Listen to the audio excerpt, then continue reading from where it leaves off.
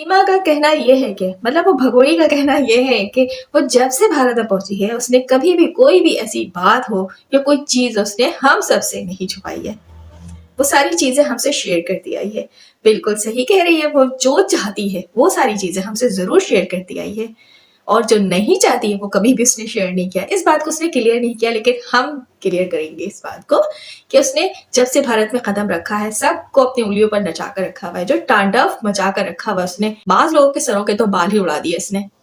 और जिस तरह की कंट्रोवर्सी स्टार्ट हो चुकी है जब से इसने भारत में कदम रखा है वो थमने का नाम ही नहीं ले रही है। इस बात को भी क्लियर नहीं किया इस भगोड़ी ने। आज की रिएक्शन में मैं क्लियर करूंगी कि इसके भारत में कदम रखने के बाद क्या कुछ हुआ है और कितना परेशान किया है इसने लोगों को, कितना दिली सदमा दिया है, कितना दुख दिया है इस भगोड़ी ने। अस्सलाम वालेकुम, hello everyone, welcome back to Shabnam talk के साथ। उम्मीद करती हूँ कि आप सब बिल्कुल खैरियत से होंगे और अल्हम्दुलिल्लाह मैं भी बिल्कुल ठीक ठाक हूँ।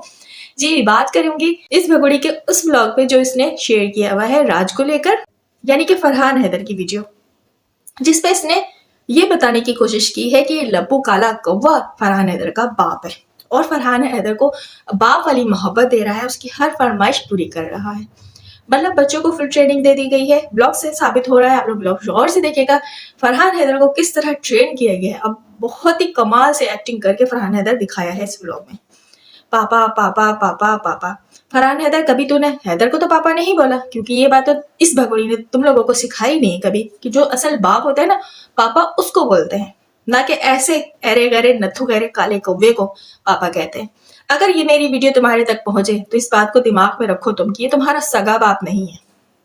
तुम लोगों को अगवा करके वहां लेके बैठा हुआ है और तुम्हारे ही माँ के ठुमके के पैसे से तुम लोगों को अय्याशी करवा रहा है, और ये तुम लोगों को समझाने की कोशिश कर रहा है कि सगे बाप से भी बढ़कर ये तो तुम लोगों का बाप है, जबकि सगा बाप तुम्हारा है गुलाम हैदर है जो पाकिस्तान में है, तुम लोगों के लिए रो रहा है। क्या तुम लोगों को कभी भी अपना मुल्क याद नहीं आता? फरहान हैदर से मैं कह रही हूँ, अगर ये वीडियो मेरी तुम तक पहुंचती है फरहान हैदर, तो अभी भी वक्त है। बच्चे जरूर हो तुम, लेकिन इतने भी ना समझ नहीं हो कि तुम अपनी माँ की मोहब्बत में अपने बाप की मोहब्बत भूल जाओ, जो असल बाप है, जो तुम लोगों के लिए कमाने के लिए गया था, पत्थर तोड़ रहा था। और आज तुम्हारी माँ तुम लोगों को समेटकर इनलीगल तरीके से इस गैर बंदे के घर पर आकर बैठ गई है। ये ना तुम्हारा मुल्क है, ना ही ये तुम्हारे सगे हैं। तुम्हारे सगे रिश्ते जो है ना वो पाकिस्तान में है, और सगा बाप जो है वो पाकिस्तान में है। तो लिहाजा तुम भी अब समझदार हो रहे हो, बातों को समझो। हाँ, मानते हैं तुम्हारी माँ तुम लोगों को ड्राई रखी हुई है कि अगर तुम लोग कुछ बोलते हो तो ये लप्पू काला कौवा तुम्हारी माँ पे जुल्म करेगा, मारे पीटेगा, जैसे कि इससे पहले हो चुका है कई बार। तो तुम लोगों को डरने की जरूरत नहीं है। अपने लिए, अपनी 3 बहनों के लिए कम से कम आवाज उठाओ और सदा लगाओ कि हमें पाकिस्तान वापस जाना है। वो किसी भी तरह करो तुम लोग। हम तो बेटे यहाँ से आवाज उठा रहे हैं, लेकिन तुम लोगों के साथ जो हो रहा है, इस तरह तुम लोगों का ब्रेन वॉश किया जा रहा है, वो तो नजर आ रहा है ब्लॉग में। एक साइकिल के लिए, चंद चीजों के लिए फरहान हैदर तुम अपने बाप तक को भूल गए। असल बाप असल में है तुम्हारा कौन?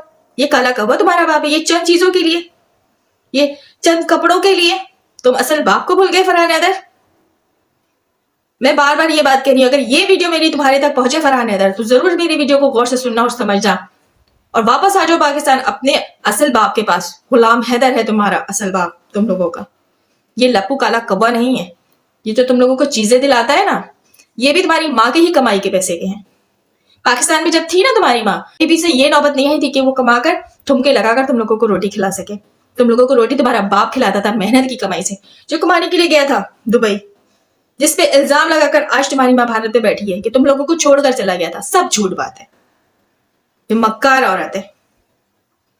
माना माँ माँ होती है, माँ की बातों पर यकीन करना चाहिए, लेकिन तुम्हारी माँ ने इस मोहब्बत का गलत इस्तेमाल किया है, इस रिश्ते का गलत इस्तेमाल किया है, और आज तुम लोगों के साथ क्या कुछ करके वो बैठ चुकी है तुम लोगों को अभी अंदाजा नहीं होगा। जब तुम लोग थोड़े बड़े होगे तब तुम लोगों को पता लगेगा कि असल रिश्ते होते क्या है, सगा बाप असल में है कौन। बच्चों को जिस तरह मोया जाता है ना छोटी छोटी चीजें देकर, जो बच्चे पास नहीं आते, हमको बुलाते हैं बेटा आ जाओ, बेटा पास आ जाओ, तो बच्चे नहीं आते, तो उन बच्चों को हम पास बुलाने के लिए चीजें देते हैं, टॉफी देते हैं, चॉकलेट्स देते हैं, खिलौने देते हैं। तो लप्पू काला कौवा यही काम कर रहा है गुलाम हैदर के बच्चों के साथ। अब वो बच्चे नादान है, उनको अकल शौक तो है नहीं। जो प्यार देगा, जो चीजें देगा, बच्चे उसको ही अपना मानने लगते हैं। सो यही हो रहा है। जैसे कि वीडियो शेयर की गई है फरहान हैदर की, उसमें फरहान हैदर को साइकिल दिलाया जा रहा है और दिन रात लालच दिया जाता है इन बच्चों को चीजों के नाम पर।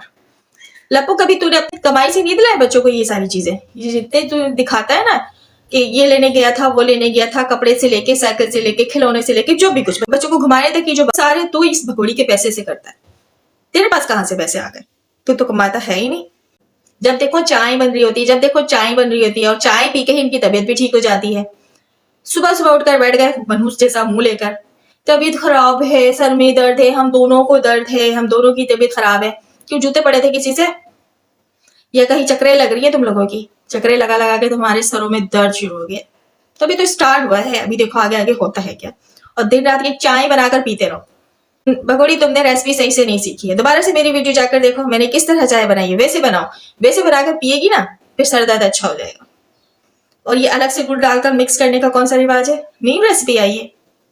भगोड़ी, अगर तुझे इतना ही लगता है ना कि दूध फट जाते हैं, तो काली चाय बना ले गुड़ डालकर, फिर ऊपर से दूध ऐड कर देना। उस तरह नहीं फटता। अब ऐसे हमारे यहाँ पाकिस्तान में तो मैंने दिखाया है, मैंने गुड़ दूध में ही डाला था, दूध नहीं बिल्कुल फटा, चाय बन जाती है। हाँ, कभी कभी ऐसा गुड़ आता है जिसमें वो खटास जो है तो टाटरी आई थिंक डलता है, तो वो ज्यादा डला होता है तो दूध फटने का डर होता है। लेकिन ऐसा कुछ नहीं होता, कभी कभी होता है जब गुड़ ऐसा आ जाता है। तो आप अगर सही गुड़ यूज करेंगे तो कभी भी आपकी नहीं फटेगी। गुड़ आप पहले डाल सकते हैं, जैसे कि मैंने रेसिपी शेयर भी की है चाय की, मैंने बनाना दिखाया है, मैंने बनाना सिखाया भी है, बताया भी है मैंने कैसे बताया। मैंने इलायची वाली गुड़ की चाय बनाई थी। ये भगोड़ी दिन रात अब चाय ही बनाती रहती है, मुझे चाय ही बना बना कर दिखा रही होती है और मुझसे ये पूछने की कोशिश करती है कि क्या अब मैंने सही चाय बनाया? नहीं, अभी भी दोबारा से चाय बनाना, ठीक है?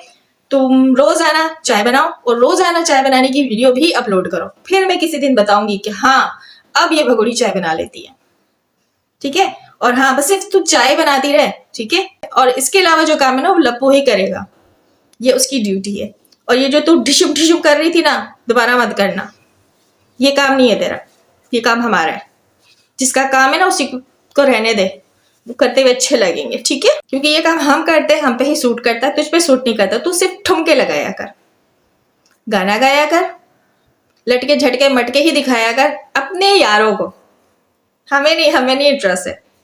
अब ज्यादा झटके लटके मटके दिखाएगी तो जाहिर सी बात है तुझे वो लोग ज्यादा सपोर्ट करेंगे, और वो जो भीख है वो ज्यादा से ज्यादा क्वांटिटी में तुझे मिलेगी। जिस तरह के जो 3-13 नोट ठारे वाले कपड़े पहनती है ना, वो कपड़े पहनने को नहीं मिलेंगे तुझे। अच्छे अच्छे कपड़े पहनेंगे, बोले हाँ मीना जी के लिए मैंने ऑर्डर किया है और मैं आप लोगों से हर चीज शेयर करती हूँ। शर्ट ऑर्डर किया, वो तो कभी नहीं करते, मैं करती हूँ। मेरे लिए कभी नहीं उन्होंने कपड़े वपड़े लाए दिलाए, झूठी गई की। तेरे ही कमाई के कितनी दफा तुझे कपड़े ला के दिए। पिछले व्लॉग में आई थिंक तूने शेयर किया था। मतलब ये लप्पू काला कौवा शॉपिंग तो बहुत करता, हफ्तों में शॉपिंग करता है, और ये बैठ कर कह रही कि मेरे लिए मीना जी कभी भी कपड़े नहीं लेकर आए।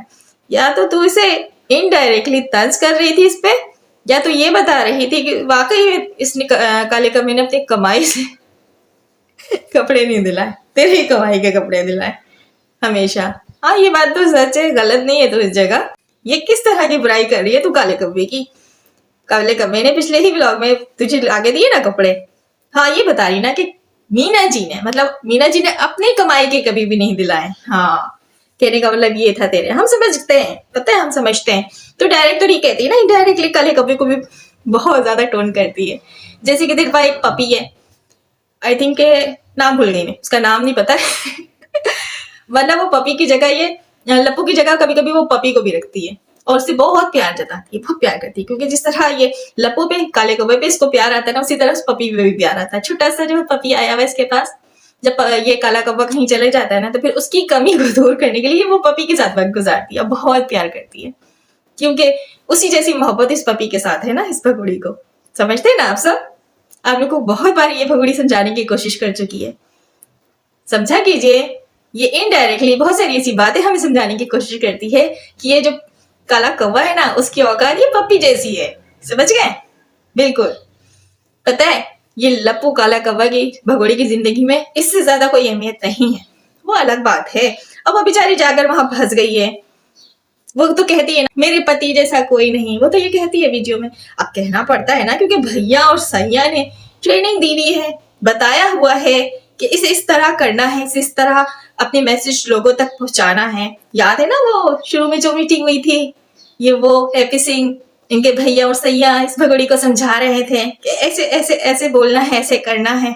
तो वही सारी चीजें जब से लेकर अब तक चली आ रही हैं। इस भगोड़ी की जिंदगी में इस काले कौवे की अहमियत इससे ज्यादा कुछ नहीं है, पपी। इसीलिए दिन रात दुम हिलाते फिरता है इस भगोड़ी के वो काला कौवा। समझ रहे हैं ना। देखिए पाकिस्तानी की ताकत। बाज लोग पाकिस्तानी को पीछे पड़े रहते हैं, वो अलग बात है, लेकिन पाकिस्तानी जब अपने पर आ जाते हैं ना तो इस तरह की भी हरकतें करते हैं कि चुटकियों में किसी को भी अपने पीछे घुमा सकते हैं।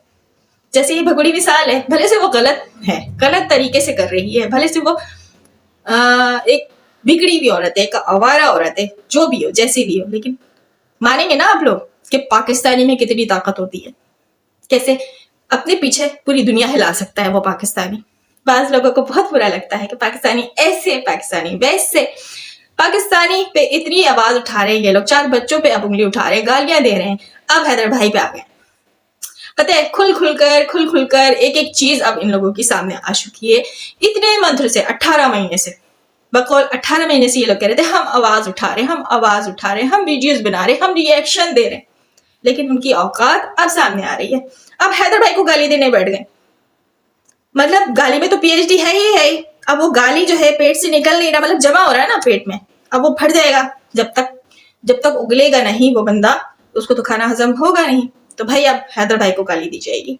दो, हमारा कुछ नहीं जाएगा, आपकी असलियत हमारे सामने आ चुकी है। 18 महीने से पाकिस्तानियों को बेवकूफ बनाया इन लोगों ने, और अब खुलकर इनकी असलियत सामने आ रही है कि अब इनको बर्दाश्त नहीं हो रहा। असल चेहरा ये कब तक छुपा कर रखते, थक चुके थे बेचारे। तो अब इन्होंने अपना पर्दा जो है वो हटा दिया है, बोले अब हम लड़ाई करेंगे तो असल फेस में आके लड़ाई करेंगे, और हम अपनी असलियत दिखाएंगे पाकिस्तानियों को। क्योंकि यहाँ तो पाकिस्तानियों के साथ यूं है ना, बकौल इनके कि हम इंसानियत का साथ दे रहे, जबकि ऐसा कुछ भी नहीं था और कभी भी नहीं था। दिलों में नफरत लिए, बुग़्ज़ लिए ये लोग काम कर रहे थे हैदर भाई के केस में, जबकि सबको पता है कि हैदर भाई के केस में इंसाफ मिलने वाला नहीं है। जब इनको खुद पता लग गया कि इस केस में कुछ होने वाला नहीं है, तो फिर अपना नकाब उतार कर आ गए सामने कि चलो भाई इस तरह हम लड़ते हैं, हम अपनी असलियत सामने लाके लड़ेंगे। क्योंकि इल्जाम भी तो लगाना है ना पाकिस्तानियों पे कि ये केस तुम लोगों की वजह से खराब हुआ है। आपकी यहाँ बगड़ी बैठी हुई है, सरों पे ठंड कर रही है, लेकिन इल्जाम लगाना है फिर भी पाकिस्तानियों पे, क्योंकि आप लोगों से कुछ हो नहीं रहा। अब इल्जाम भी लगाने के लिए तो कुछ चाहिए ना, ताकि इल्जाम लगा सके, कुछ वजह चाहिए ना, तो वजह भी बना दिया आप लोगों ने। मासूम बच्चों को गाली दिलवाकर, गेम क्रिएट करके बहुत अच्छा गेम खेला आप लोगों ने, लेकिन पाकिस्तानी भी कम नहीं है, खींच कर निकाल दिया आप लोगों को भी बाहर लाकर बैठा दिया है कि ये देखो ये है इनकी असलियत। खैर बहुत दुख भी हुआ है, लेकिन अच्छा भी लगा कि इनमें जो गैम्बलर लोग थे वो चुनकर छाड़कर पाकिस्तानियों ने अलग कर दिया कि ये हैं जो कभी भी हैदर के साथ नहीं थे, जो कभी भी मासूम बच्चे के साथ नहीं थे, जो कभी भी इंसानियत का साथ नहीं दे रहे थे, आज हैदर भाई को गंदी गालियां देते। Shame on you. आपको बहुत तकलीफ हुई थी। कुछ सवालात हैदर ने किए थे मोमिन मलिक सर से, अंदाज थोड़ा रूडली जरूर था, लेकिन दिल हैदर का साफ था। तुम लोगों की तरह बुग़्ज़ भरा नहीं था, काला दिल नहीं था। बहुत बुरा लगा था ना तुम लोगों को। चलो कोई बात नहीं, बुरा तो वैसे भी लगना था ना, आपके साथ हम अच्छा करें या बुरा करें, या हैदर भाई आप लोग के साथ अच्छा करे या बुरा करे, तब भी आप लोगों की असलियत तो यही थी ना जो सामने आ चुकी है। केस खराब पाकिस्तानी नहीं कर रहे हैं, केस में कुछ होना ही नहीं है। आप लोग अपनी गलती को छुपाने के लिए सारी चीजें कर रहे हैं, गेम कर रहे हैं, और इस केस के बहाने पाकिस्तानियों से, इस्लाम से दुश्मनी निकाल रहे हैं। असलियत यही है। बुरा लगता है तो रोटी ज्यादा खाइए मेरी तरफ से घर में, मेरा भी ये कहना। सच को कभी दबाया नहीं जा सकता, किसी की जुबान को बंद नहीं किया जा सकता, मुंह को रोका नहीं जा सकता। असलियत बोलने वाले बोलेंगे किसी भी तरह। सो हो रहा है, सबके सामने है। खैर आई होप ये छोटा सा रिएक्शन था, पसंद आए तो अपनी राय जरूर दीजिएगा। इजाजत दीजिए, अल्लाह हाफिज।